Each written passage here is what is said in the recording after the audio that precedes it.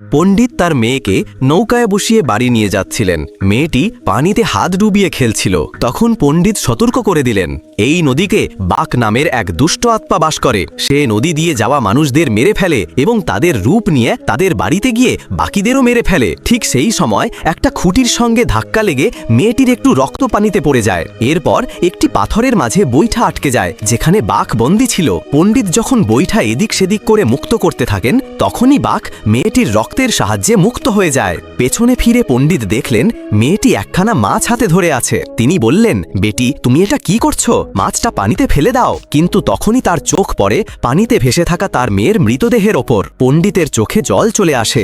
বাঘ মেয়েটিকে মেরে তার রূপ ধারণ করেছে। পণ্ডিত তখন মন্ত্র পাঠ করে জল ভরা লোটার জল বাঘের শরীরে ছুঁড়ে দেন। মন্ত্রের সাহায্যে তিনি বাঘের আত্মাকে লোটার ভেতরে বন্দী করেন। তারপর বলেন, তুই আমার মেয়েকে মেরে ফেলেছিস। যদি আমার স্ত্রী জানতে পারে তাহলে সেও মারা যাবে। তাই এখন থেকে তুই আমার মেয়ের রূপে আমার স্ত্রীর সামনে থাকবি।